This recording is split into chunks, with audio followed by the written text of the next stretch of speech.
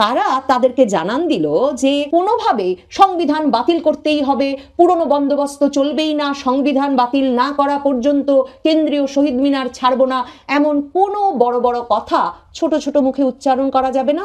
সেই বিষয়টি কিন্তু ভেবে দেখবার আছে। 3রা আগস্ট এই সকলকে খেপিয়ে তোলা এবং সাধারণ মানুষের ভেতরে ভীষণ বিরক্তি সৃষ্টি করা এনসিপি জাতীয় নাগরিক পার্টি কেন্দ্রীয় শহীদ মিনারে লোক জমাতে পারে কিনা? সত্যি হাসনাত আবদুল্লাহ, সার্জিস আলম, নাহিদ ইসলাম যারা ঘোষণা করে এসেছেন সংবিধান, মুজিববাদী সংবিধান বাতিল করতে হবে, তারা সত্যিকার অর্থেই নতুন বাংলাদেশের ইশতেহারের মাধ্যমে সংবিধান বাতিলে জনগণকে রাজপথে নেমে আসার ডাক দিতে পারেন কিনা? এ সবের ওপরে নির্ভর করছে আগামীর বাংলাদেশ, এই আগস্টের বাংলাদেশ কতটা শান্তিতে থাকে। আর নাহিদ ইসলামদের এই সভা অল্প কিছু লোকের সমাবেশ ঘটিয়ে অস্পষ্ট কিছু কথামালায় শেষ হয়, তবে বুঝতে হবে নাহিদ ইসলামদের দিন, জাতীয় নাগরিক পার্টির দিন, এনসিপির দিন সত্যি 1 বছরের মাথায় একদম ফুরিয়ে এসেছে। তবে গত 2 দিনের যে ঘটনাটা যদি সত্য হয়ে থাকে, যদি আওয়ামী লীগ ক্ষমতায় ফিরে আসতে চায়, তাহলে সবার আগে জামাত এবং বিএনপির মধ্যে একটা গন্ডগোল লাগাতে হবে। জামাতের সঙ্গে বিএনপির বা এনসিপির গন্ডগোল লাগাতে হবে। যদি এই গন্ডগোলটা লাগানো সম্ভব হয়, তাহলে খুব দ্রুত আওয়ামী লীগ ক্ষমতা চলে আসবে, খুব দ্রুত।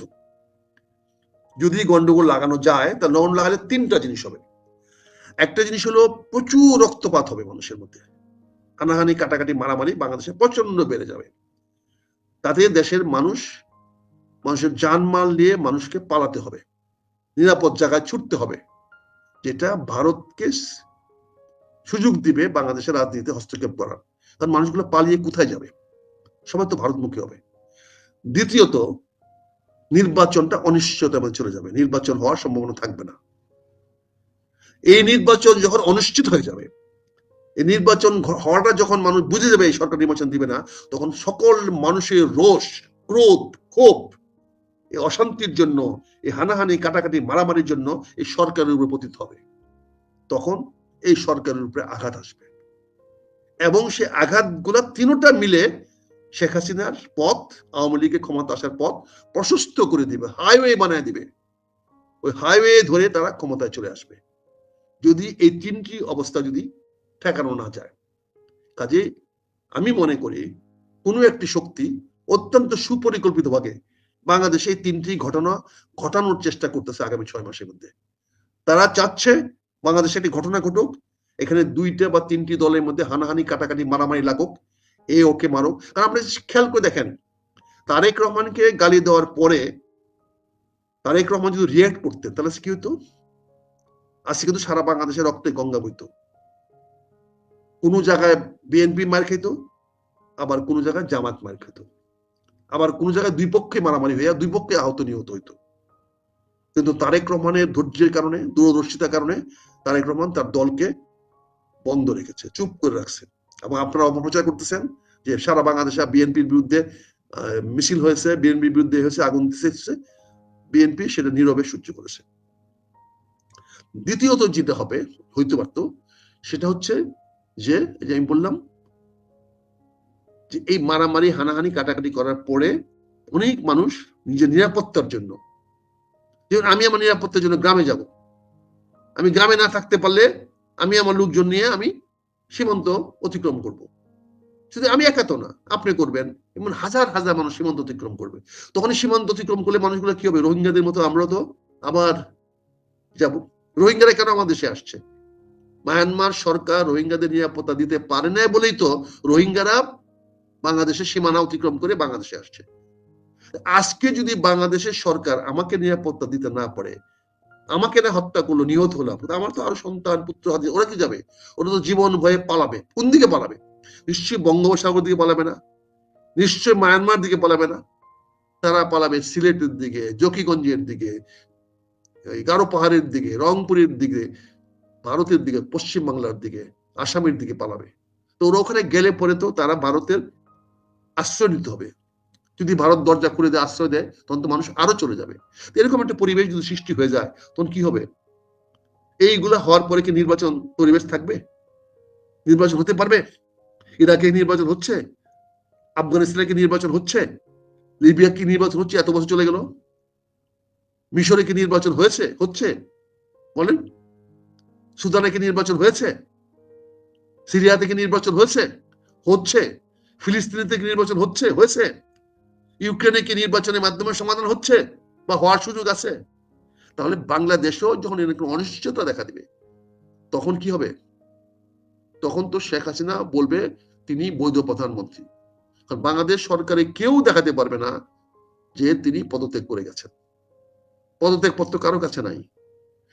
সাংবিধানিক মতে এই সরকার শপথ গ্রহণ করেছে, সংবিধানের সরকার। সাংবিধানিক সরকার তো সংবিধান পদই খালি হয় না এখনো। তুমি কি করে হইলা? এখন যদি ওই প্রধানমন্ত্রীকে যদি মোদী সাহেব যদি তার নির্বাচনী ট্রাম্প কার্ডের জন্য সাহায্য করে, সহযোগিতা করে, তখন কি করবেন আপনি? সে জাতিসংঘের কাছে বলবে। জাতিসংঘে তার কথা আর আমাদের কথার মধ্যে পার্থক্য হবে না? জাতিসংঘে ভারতের জয়শঙ্কর রায়ের কথা আর আমাদের পররাষ্ট্র উপদেষ্টার কথা, আমাদের লোকে মানে না। আমাদের পররাষ্ট্র বক্তব্য আমাদের লোকে মানে না, ওনার সরকারে মানে না। জাতিসংঘে গিয়ে বললে তো বলবে তুমি কার পক্ষে কথা বলতে আসছো? ইউনূস সাহেবের পক্ষে, না বিএনপির পক্ষে, না জামাতের পক্ষে, না অন্য কারো পক্ষে, এনসিপির পক্ষে? কার পক্ষে কথা বলতে আসছো? তোমার সরকার তো ঐক্যমত নাই, তোমার সরকার তো এক এক দলের এক এক অংশের। কার পক্ষে কথা বলতো? তোমার সে কি জবাব দিবে? আপনার পক্ষে সৌদি আরব আছে, আপনার পক্ষে তুরস্ক আছে, আপনার পক্ষে মালয়েশিয়া আছে। আপনার মালয়েশিয়ার এই প্রধানমন্ত্রী একদিনের সফরে দূরে চলে আসলো। ওই এখন মতো 1000 লোক তো নিল না বাংলাদেশ থেকে। আপনারা বলছিলেন বাংলাদেশে প্রচুর লোক নিয়ে যাবে, তো কই লোক তো নিল না কেউ। তো মালয়েশিয়া কোথায় আপনি সাহায্য করলো? আপনি তো চীন থেকে এসে বলছেন যে চীনের টাকার বন্যা আসবে, কুনমিংয়ে আপনাকে সমস্ত হাসপাতাল খুলে দিচ্ছে আপনার জন্য। গেছে 2 জন কুনমিং হাসপাতালে চিকিৎসা করার জন্য। আসছে 2-1টা লোক ফ্যাক্টরি করতে, আসছে 2-1টা লোক এনে করতে। আশিক রহমান একটা সম্ভাবনাময় লোককে আইনা তাকে পচাইয়া দিলেন, ধ্বংস করে দিলেন। এই লোক কদিন পরে মুখ দেখাবে কেমনে? একটা বিনিয়োগ নাই, কিছু নাই বাংলাদেশে। কত ব্রাইট বক্তৃতা দিয়েছেন, এই বক্তৃতার ফলাফল কি? আপনি জাপান থেকে বলে আসলেন জাপানে লক্ষ লক্ষ লোক যাবে, বক্তৃতা দিলেন। 2 মাস চলে গেল, একজন গেছে? একজনকে পাঠাতে পারছেন জাপানে? তাহলে এই বল কেন করতেছেন? তা আপনার প্রতি মানুষের প্রত্যাশা কেন থাকবে? তারপরে যদি ডিসেম্বরে নির্বাচন ঘোষণা না করেন, আপনি কোন বৈধতার বলে থাকবেন? এই পোলাপান আপনাকে বাঁচাবে? পোলাপান সরকার রাখবে? আরে ভাই, সরকার পতন এক জিনিস, সরকার রক্ষা করা এক জিনিস। সরকার রক্ষা করতে গেলে দালাল হয়, আর সরকার পতন করতে গেলে হয় দেশপ্রেমিক। সরকারকে পতন করাইলে হয় দেশপ্রেমিক, বিপ্লবী, আর সরকার রক্ষা করতে গেলে হয় দালাল। আগামীতে যারা ইউনূস সরকার রক্ষা করতে যাবে তারা হবে দালাল, ইউনূস সরকারের দালাল। আর যারা ইউনূস সরকারকে প্রতারিত করতে যাবে তারা হবে আগামী দিনের বিপ্লবী। এই জিনিসটা বুঝতে হবে, এই জিনিসটা খেয়াল করেন, এই জিনিসটা আমলে নেন। শেখ হাসিনার পতন করে যারা বিপ্লবী হয়েছেন তারা যদি ইউনূস সরকারের পক্ষ অবলম্বন করেন তাহলে তারা দালাল হয়ে যেতে পারেন।